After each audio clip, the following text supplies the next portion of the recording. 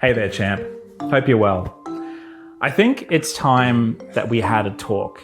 In fact, I think it's actually time that we had the talk. Yes, I know what you're thinking. The birds and the bees. Really, we should have had this talk a long time ago.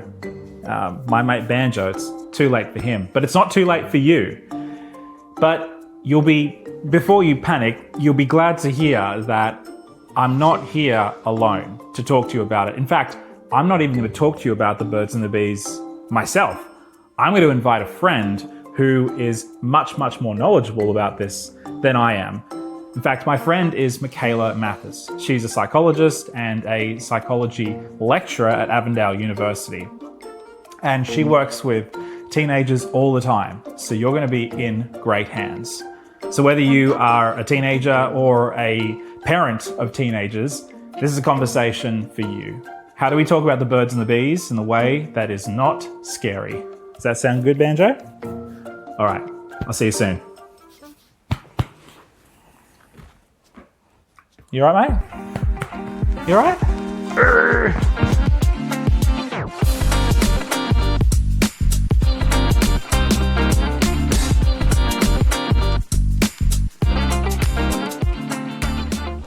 G'day, welcome to another episode of Science Radio. I'm Jesse, and today I'm welcoming Mikaela Matthes to the podcast. Mikaela is a practicing psychologist as well as a lecturer of counselling and psychology here at Avondale University. Mikaela, welcome to the podcast. Thanks for having me. So good to have you.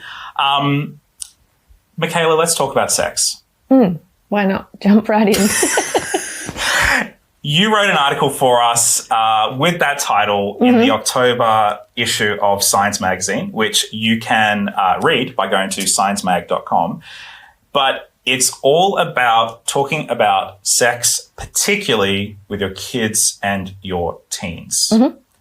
You are a practicing psychologist, you're a lecturer, and you say at the beginning of the article that even you have some misgivings about this particular topic. Why is that? I think it's a sensitive topic and it needs to be. There's elements of this that are really, really important. And whenever we're talking about any of this, there is the biology, the facts, the science around it, but there's also levels of intimacy that come with sex. So I think anytime there's that involved, it becomes a topic that's can be tricky and sensitive, and that takes a bit of thought into how you want to do it, especially with young people, because they're going to potentially be more awkward around this. Yeah. You work with teens, adolescents in your clinical practice. Yeah. What is it like when you're sitting down with a teen and this topic comes up? How do you approach it as a psychologist? Yeah, my approach is to be really direct. So my job as the psychologist is to make them comfortable in the room. So I will ask a direct question and that might invite them to be able to say exactly what they want to share about. And so I just address it head on. So if I lead the way of like kind of setting the tone of this is okay to talk about here, that helps them pick up like, oh, okay, she's okay if I bring this up or if I ask about this. So that's sort of how I approach the conversation there. And I think broadly that's a helpful principle to have. If we are aware of how we're feeling about the conversation, the kind of the tone that we set about the topic, I think that helps. So that's probably how I do it in my work context. Now, I have a 1.5-year-old, and as I think about the potential of when she becomes a teenager, it just terrifies me. She's a toddler right now. That's a long way away. And even the idea of thinking that this is a conversation I'm going to have with her one day terrifies me. Why are parents so scared about talking to their kids about sex? Well, I think, and I'm not a parent, my job is to communicate with kids and teenagers. But my hunch would be, broadly, we're uncomfortable when it's something that has traditionally been uncomfortable for us to talk about. So it might have been experiences of the way it was talked about with us. Might be the way our parents talked to us about it. If they were really awkward experiences, that's probably what we have in mind. If there's like challenging things have happened around this topic. If people have experienced trauma related to sex, that might make it a really uncomfortable topic for them. So there's a few different things, but I think generally it's thinking about our own experience of that topic, and also then thinking about how that's going to impact your relationship with your kid, I imagine, is the anxiety for parents. How can I make them feel comfortable to talk about this when it's probably going to have an element of awkwardness, whether you like it or not? And it's important. I think that's the other thing, that we know that it's really important to have this conversation and to do it well and to make sure they have information. So there's like a lot riding on it as well. I think that adds to that pressure. You're not a parent yourself, but you describe yourself in the article as a translator. Yeah. So you kind of live in both worlds, right? An adult and in the adolescent world. So when it comes to communication, a lot of the time it's about how we communicate and the language that we speak. And I think one of the truisms that a lot of people kind of intuitively get is that really when it comes to teenagers, it's almost like they live in a different country. They speak a different language, they have a different culture. And so much conflict between parents and teens is due to that communication factor. So if teens and grown-ups speak a different language, how would you describe that experience, and is there a way to cross that cultural divide? Yeah. Well, there's quite a few generational gaps there too, in terms of the terms used around sex and these kinds of things that can sometimes create that miscommunication. I think understanding that and the age of your child, where they're coming from, what kinds of language is used around them is helpful. And that might just mean asking them if they use certain terms around things, like, what does that mean? What do you think that means? What's the TikTok lingo right now, you know? This is the thing. I don't know. That's certainly like beyond me. And if you did know, it would be out of date like next week. Yeah, so and I would be already behind, so I don't try to keep up. But I think the way I connect with adolescents, even though that's their world and I'm not in that world, I think they see me as, I'm not their parent, but they probably assume I'm a little bit younger than I am. And so they think, okay, she maybe was a teenager, like, you know, not too long ago, maybe she'll understand. So I think that's how sometimes I'm the in-between a little bit there. But I think in terms of practically what that looks like is being curious and asking them questions and letting them share in the way that they want to share, talk, use the language they want to use. As long as it's respectful language. If it's not, then unpacking that with them. What do you think that term means? Do you think that's a good term to use for that?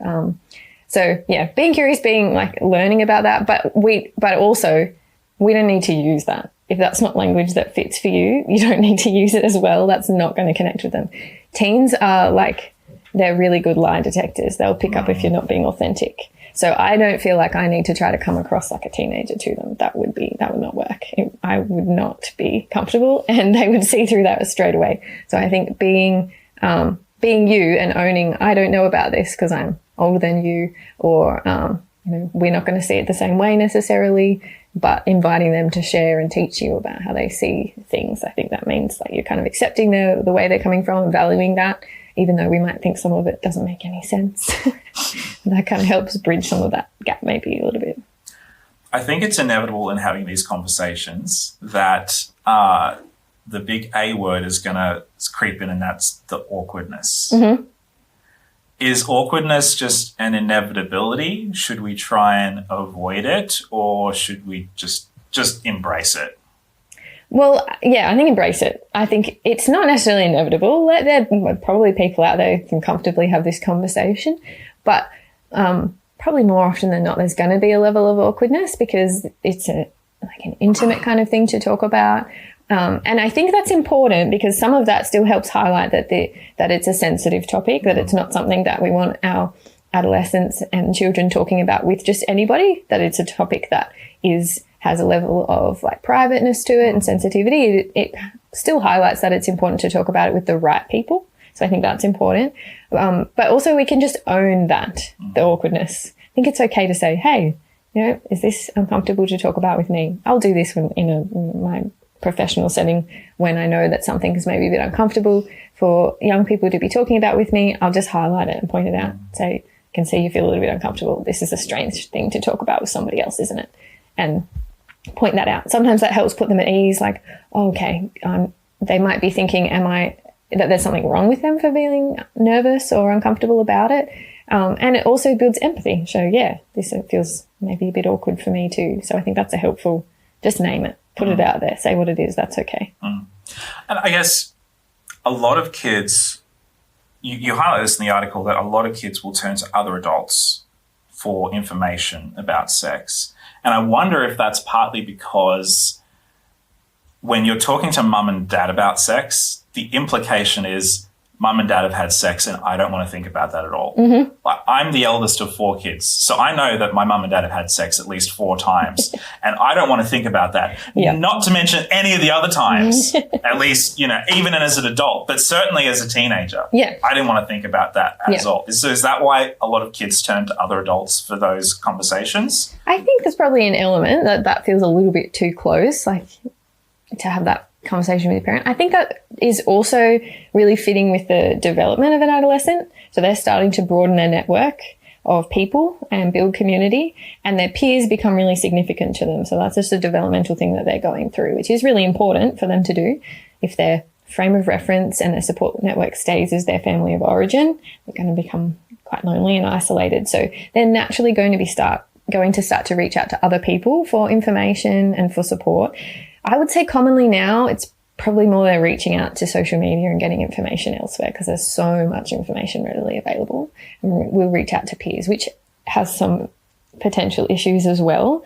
But I think the benefit of being in a broader community that really values relationships with other adults, whether it's having really connected aunties and uncles or family friends, or in a church setting where it's really normal that you have relationships with other trusted adults, that sometimes that can be the people that have the opportunity to speak into those things. Like even if it's, your friend's parent as a Bible study leader or something like that, they can say things in a different way without the same awkwardness. Also too, that it can just sound different when it comes from somebody else's parent or another adult.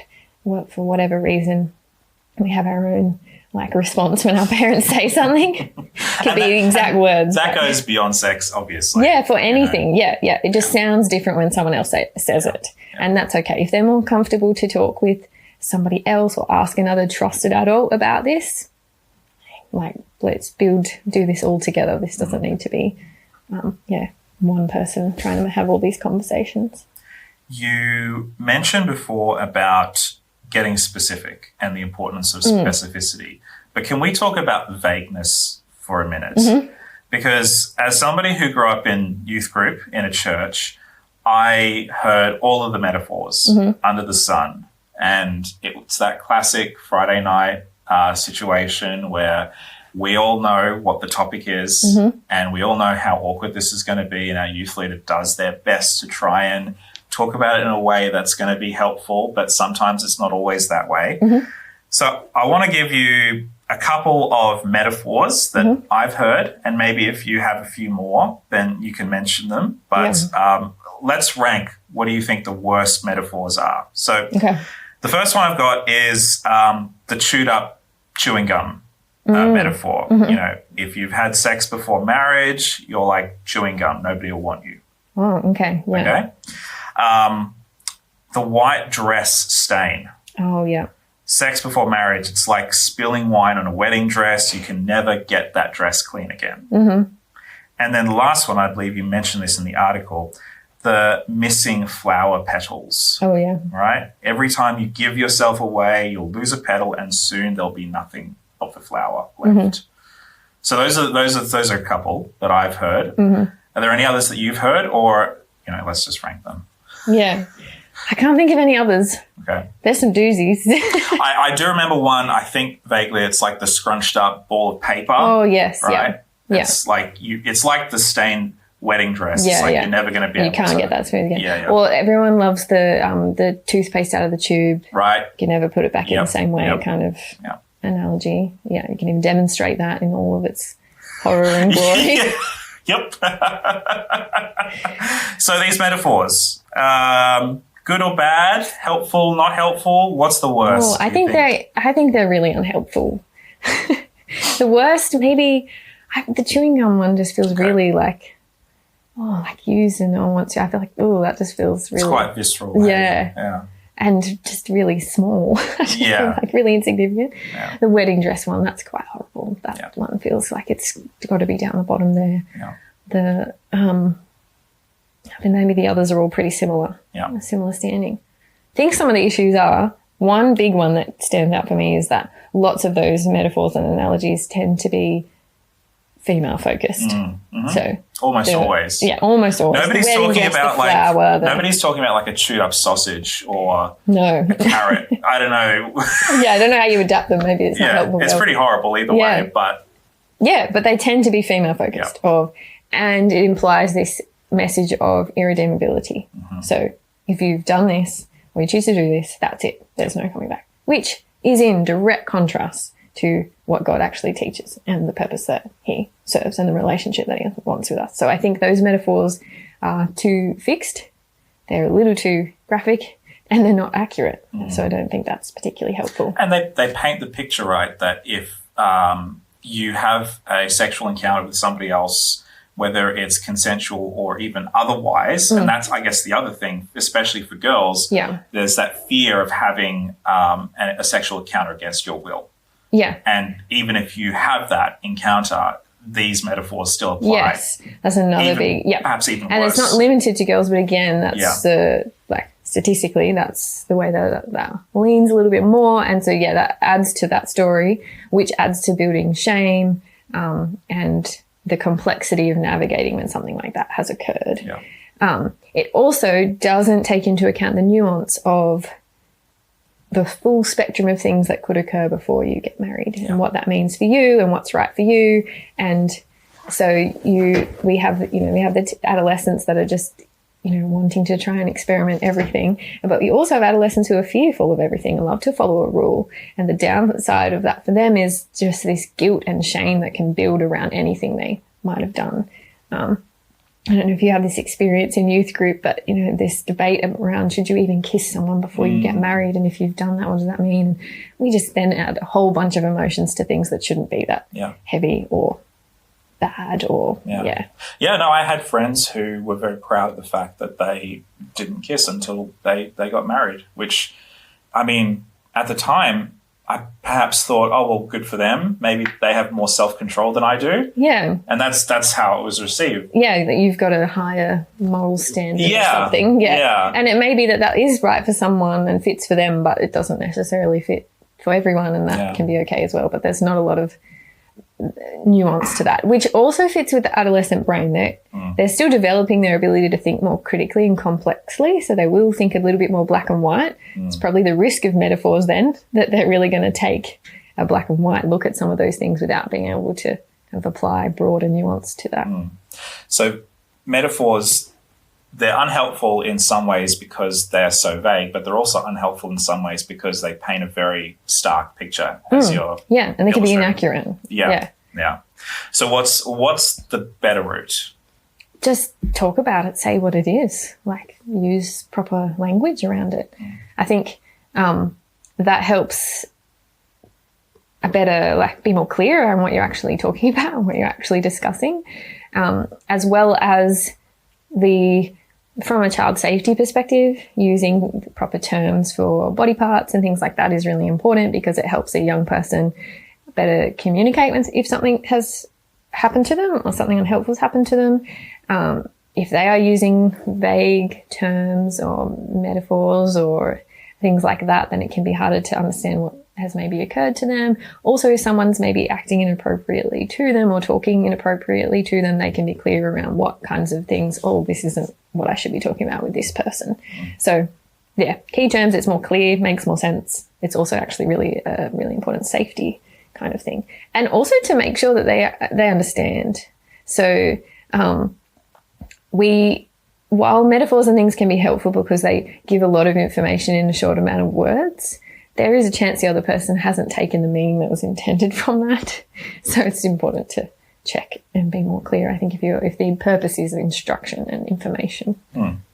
Yeah, you say in the article, openness is the antidote to shame and information is empowering for young people. Yeah, the more information people can have, the better decisions they're going to be able to make.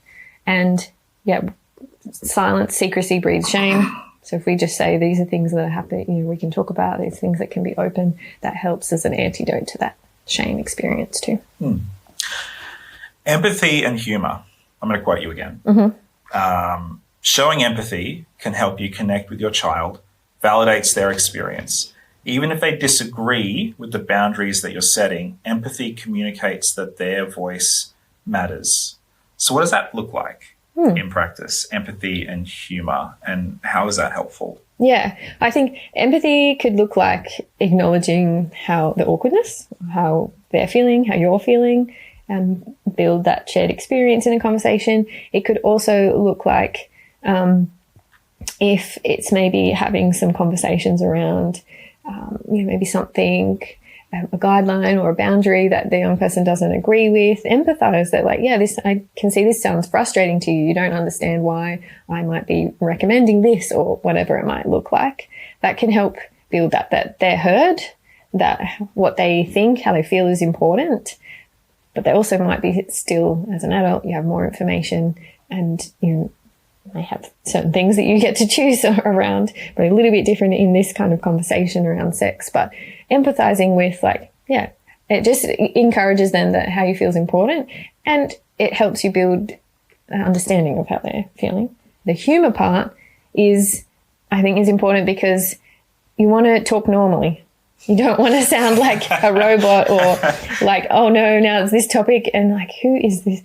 Like, who is it's this super person? serious. Like this is way too serious. Yeah, like it can be a serious and important topic, but without you having to, like, you can still talk normally and lightly. Yeah. Like if humour is often part of your language, that just like talk normally, have a conversation with your kid like you would normally have a conversation with your kid. Yeah. That can also break the tension. Like we will laugh nervously if we're feeling uncomfortable, and that's on purpose. It helps us relax. We're not. And it's okay to let yourself do that a little bit. You're not going to imply that like, oh, this is silly or, devalue the conversation. It's just going to feel like, oh, this is normal. This is still the person that I know. And we can have a normal conversation, even on maybe a tricky topic. Yeah. Okay. Yeah. That makes a lot of sense. We talked about this a little bit, girls and boys. Different. Go through different struggles, different challenges, especially in the adolescent years.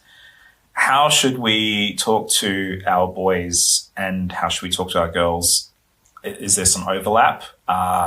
Is there some specific things that we need to watch out for when it comes to these different gendered conversations? Yeah, I think it's helpful to have some of them separately and have space for females to have a conversation about all the things that pertain to them, be able to ask questions in a safe, comfortable space. And same with boys. Them ask the questions they want to ask and explore some of those things in that safe space.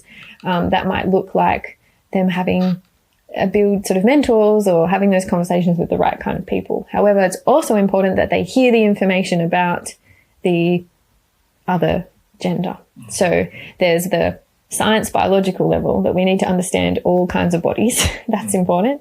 But also then there's the social nuances of those conversations as well, how to have relationships and interact that are less the scientific facts.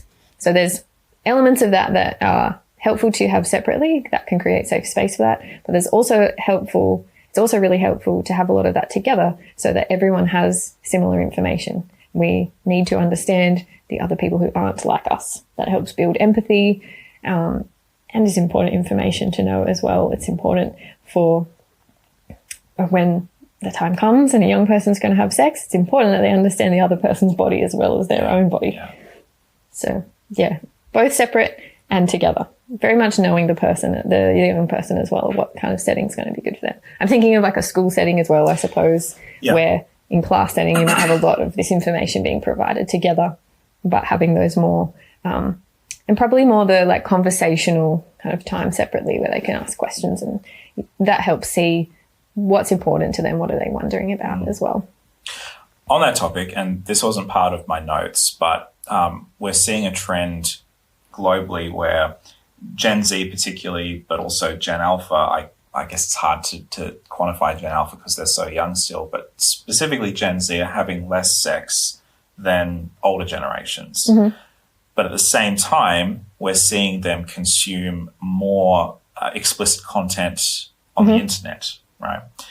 How are you thinking around, and what are you encountering in your clinical work in terms of the rise of kids, consuming OnlyFans content, just pornography content more generally? What is that doing to kids?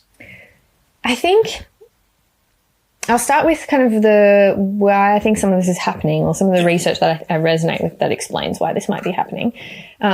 Jonathan Haidt, author of The Anxious Generation, he talks about particularly this research some of this would apply to males and females, but he was talking specifically for boys, that the pull to some of these things, online activity, is that it meets some of these key needs. So sense of adventure and danger, risk-taking, that is traditionally more attractive for males.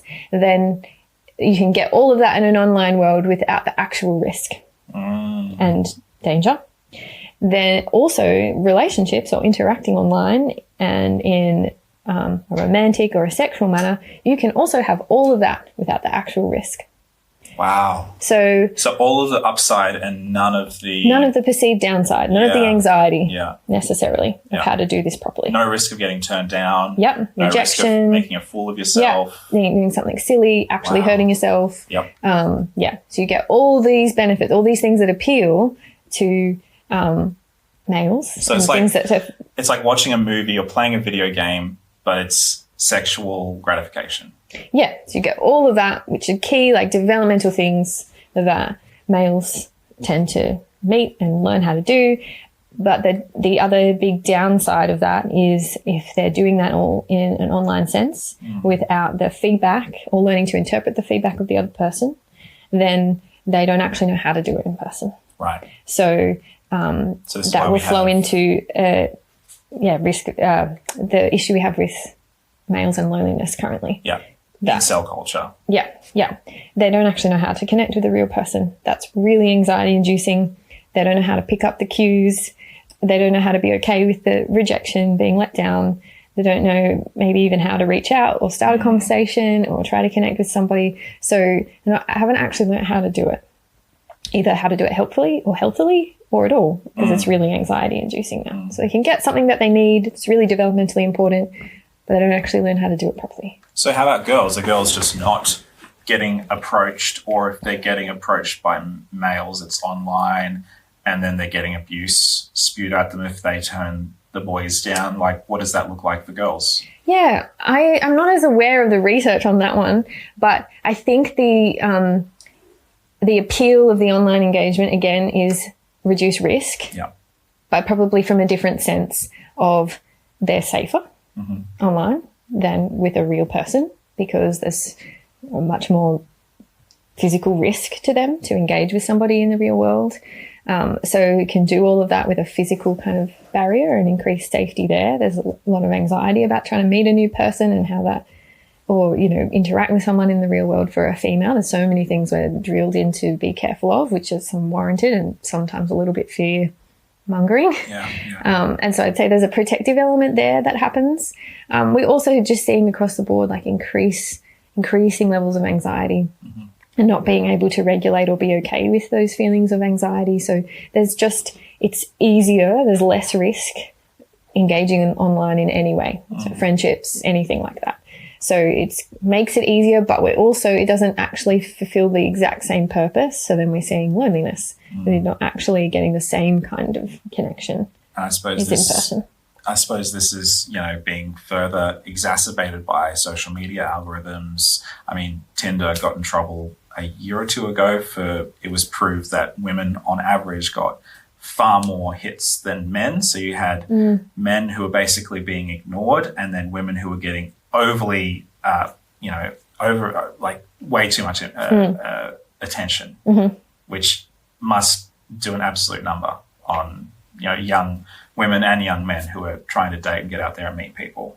Yeah, I think that's a very tricky world to navigate with adolescents, we're starting to see them work out how they want to interact online and doing some of that online, then they're also just open to so much more information there. Very tricky. Very tricky. Well, thank you for indulging my little rabbit hole. Maybe future content possibilities. I wanted to talk a little bit about some practical steps, but also consent beyond marriage. So we've talked about consent a little bit and how often we talk about consent before marriage, and sometimes, especially in a Christian circle, it's just don't do it. Yeah, and it's missed. and then when people get married, it's like a switch doesn't instantly go off, and they suddenly know how to behave around their spouse in a way that's appropriate and also mutually satisfying, I suppose. So, talk about consent. Why is consent important to teach before kids get into a long-term relationship and or marriage, and why is it as important after that step? Yeah. I think we're more aware of it, but maybe traditionally it's been a missing piece of the puzzle when we have these kinds of conversations. And we think of it, or traditionally maybe have thought of it as like consent just relating to sex. But we could build into these conversations backtracking, going, okay, this can be consent for any kind of physical touch, consent to hold hands, to hug, to kiss, anything like that. But also consent to message, consent to reach out to someone, especially for adolescents, understanding if someone doesn't want you to keep messaging them, you need to stop messaging them. And it's okay to say, stop messaging me. And yes, as well. Fully expect the person to honour that. To listen to that, yes. Yeah. Like, I've let you know, don't want a relationship with you, and that's that. Yeah. So understanding all those layers of relationship is important, and where consent comes all the way along. I think then too, also important as that continues. It doesn't just stop when you're married. I think traditionally, maybe from the Christian perspective, where maybe the broader encouragement has been around abstinence of like, don't have sex before marriage. And it's seen as like a, thing to be really careful about. Don't do that. It's going to be, that's a really important thing that you don't do as a teenager, and don't get pregnant. And it's a really scary, there's a lot of don'ts it's around terrifying. it. Yeah. And then when you get married, you're meant to all of a sudden be like, oh no, it's a good thing. No, it's okay. But you don't know anything about it or what that looks like, as well as understanding that consent becomes an ongoing thing even between a married couple, for all kinds of ranges of things, how you want to be touched, how you want to be interacted with, as well as for sex as well. So I think that's really important to build into the conversation from the start, from small things all the way through to sex, and also what that looks like ongoing in marriage as well. And I think we get wary of that when, especially if we want our message to be, don't do this yet, is that information might mean someone's more likely to do something. Yeah. But it isn't. Yeah. It doesn't necessarily work that way. Information is, like I said before, information is power. That's what helps people make a good choice. If it's this thing that's like, here, just don't do that. We'll tell you you'll learn more about that later, but just leave it. Especially for an adolescent brain, sometimes that goes, ooh, but why? And then piques curiosity a little bit. Or it's just then misinformation or no information, and they actually don't know enough about it at all, because they're like, just don't worry about that yet. And I guess the danger is then they'll go and seek information elsewhere that may not be a safe place. Yes, and because it's so readily available on the internet, it may not necessarily be safe place, accurate, helpful, what you actually want them to learn or know about how to interact with someone. Yeah. For the parent listening to this or watching this and thinking, okay, this is all some good information, but what are some practical, quick things that I can take? Mm-hmm. You have a whole bunch of practical steps that you suggest could be helpful in a more broad sense. Mm-hmm. So we've gone through a few of them. So would you mind if I rattle off a couple? Just give me the Cliff Notes version of that particular point. Mm-hmm. And how it might be helpful for a parent to approach in that particular aspect. Right. Okay, so we've already talked about it a little bit, but remind us, why is empathy important? It tells the young person, communicates to them that how you're feeling is important and that I'm interested in hearing from you. That invites them to engage in the conversation that way, and shows that you understand that how they might be feeling. Perfect. How about humour? That's just to talk normally. That helps. Just communicate how you normally communicate and break the ice on a potentially tense conversation. Why is it important to prepare? That can be especially helpful if you already know you're uncomfortable about having the conversation. Can help you kind of check how you're feeling about it, become more comfortable. Can also help you prepare how you want to word things. It's a tricky thing to come talk about, and also to decide what information you want to share based on where your child's at developmentally. So you can prepare how you want to say it and what specific information you want them to know. Why is it important to pick the place and time? This is not the conversation that you want to have as you like picked them up from school and you're walking to the car, and think about who's around and, end of the day, are they tired? You think about when are they going to be able to be engaged? When are they like happy to interact? Not when they normally want their alone time. Think of who's around. Is it confidential enough? Think about who needs to be there. Is it a conversation with both parents? Would it be better with one parent? Which parent? Think about how that conversation looks.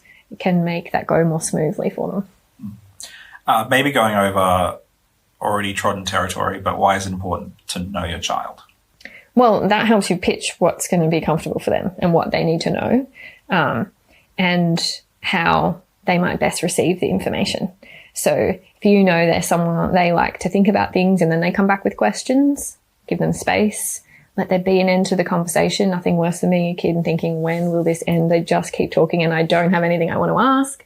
Let there be an end, let them go away. If they think about it, then invite them to come back and ask a question later, or like make that space later. Don't leave it up to them, because they might feel like, I don't want to bring that up, but I had this question now. You create the space and bring back the invitation. So knowing them means you can tailor it to, how they like to communicate, how to make them comfortable, and you'll have an idea of how their brain kind of works. What will they be ticking away about, and how might they like to talk about this? On the topic of questions are scary. I don't want them to ask questions. Yeah. Why should I encourage them to ask questions? And lots of young people won't, right? Yeah. They're not going to want to ask the questions, but it's important to offer and make it okay that they could if they wanted to. Probably for like young kids, they're still wanting to have information. They're going to be more likely to ask questions. Adolescents maybe become less likely. But it's important because, one, it says it's okay, you can ask about this. It helps check their understanding. So if they go and ask about something, you think, that was a small thing, but obviously that bit didn't make sense, or that was most relevant to them or most interesting to them. It could also tell you about what other information they've been exposed to. So if they then ask about, maybe something problematic or tricky around this topic, you go, okay, where have you encountered that before? Where have you heard about that before? And you can kind of tailor to what they might need to know or what they might need to discuss with you. Finally, when should we seek help and with whom? Mm-hmm. Yeah, well, I think on questions, it's also important, it's okay to say, I don't know. If your kid stumps you with something and you go, I don't know how I'd like to answer that on the spot, I think it's okay to say, I don't know. And sometimes it's okay to bring in somebody else. So particularly if something traumatic has happened around sex or around their body and gender and those kinds of things, that could be really helpful to bring somebody in to help have some of those conversations with your young person. So someone like a counsellor or a psychologist, to create a safe space that they can talk about this, explore, process emotions around it, if there's something tricky about it. Also, if it's just something that's uncomfortable, that you're having a really hard time having the conversation with them, if there's another trusted adult in your world, bring them in, work out how you can have this conversation with your child. I know what they've looked at school. You don't need to go over the same things they've already covered. So go, okay, they've looked at this, they know about this, what do they need to know from me? Yeah. Don't be afraid to bring in professional help when they maybe need some help exploring something. Or if you notice any kind of fear or more bigger emotions or tricky emotions around some of these topics as well, it can be helpful to have somebody else come in and normalize, hey, yeah, these are going to be tricky things. It can just normalize reaching out and talking to somebody like some kind of therapist when they have a problem or something that they're not sure about. Cool. Finally, I know there's going to be a lot of parents listening to this and thinking, okay, this is all really good stuff, but there is an internal barrier that's just stopping me from having this conversation, of taking that step into having an uncomfortable conversation with my teenager. Can you maybe give all of our skeptical or scared parents a little bit of encouragement? What's the reward if they take that step and it's uncomfortable, it's awkward, it's potentially a minefield of, other strange emotions that are very alien or scary? What's the reward if they do it anyway? Yeah, the reward is that we create generations of people that are okay to have these kinds of conversations, that have really helpful, healthy information about how to have relationships. And we create spaces that it's okay to talk about any tricky things around relationships. I think the reward is we create these spaces where we can workshop some of the problems that we're seeing, the patterns of problems that we're seeing in relationships. And when all of these young people are our leaders in society, if hopefully they could sit here and say, oh, well, my parents talked about this with me, even though it was really uncomfortable, but I learned this, or this was kind of helpful. And they won't have the same stories of, oh, that was really uncomfortable, or I didn't really know what they were actually talking about when they had these conversations. So I think the reward is long term, we create people that are okay with having these conversations, and that we can workshop some of the problems around these issues a lot more easily. Wonderful. Awesome. The very last thing before I let you go, this is going to be possibly the most fun or the most traumatic part of this interview. Oh, good. I got a lightning round for Okay. you. Okay. I got 10 questions. I have not briefed Mikaela on this at all. I've just told her this is going to happen. I want a short answer to these questions. We're just going to go through them, and whatever happens, happens. Okay? Yep. All right. Question number 1. TikTok or textbooks? Which do you think most teens are actually learning sex from? Oh, TikTok. Okay. What's the single worst thing a parent can say after their teen asks a sex question? Share their own experience, personal story or something. What's the single best thing a parent can say to a sex question? Let me get back to you. Be okay to think about it. That's good. What's the best place to start the talk? The dinner table or literally anywhere else? Anywhere else, if they have siblings and there's other people there. Yeah. Definitely. So anywhere probably else. not around Christmas lunch? Absolutely not. Okay. All right. Good to know. Not when Nan's come for dinner. I'll cross that one off my list. What's a one word or phrase that should never be used in the talk? Ooh. Any of those metaphors. Okay. Let's go with that. All right. Fill in the blank. If you're too vague, your teen will probably learn about sex from blank. The internet. Okay. True or false? Talking about sex will give them ideas. False. Okay. What's worse? Silence, sarcasm, or oversharing?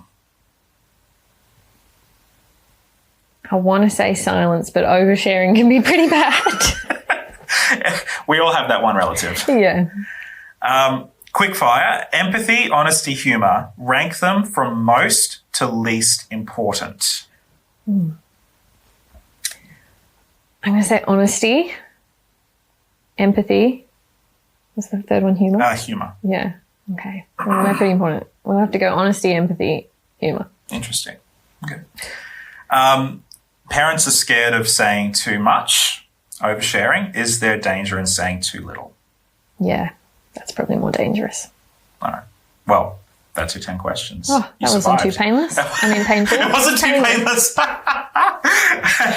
on that bombshell, I just want to say thank you very much, Mikaela, for opening up and having this tough conversation with me. It's been enlightening, and I think it's been helpful for me. I will maybe have to check back with you in 14 years or so when I have to have this conversation again. Sounds good. No, thanks for having me. Appreciate it. And thank you very much to Avondale University for this beautiful recording space. It is lush, it is lovely, and it's been great. If you'd like to read Mikaela's full article, you can do that by going to sciencemag.com. It also appears in the October issue of the magazine, so you can also read it in print or online, wherever you get it. So thank you very much, everybody. We'll see you in the next episode.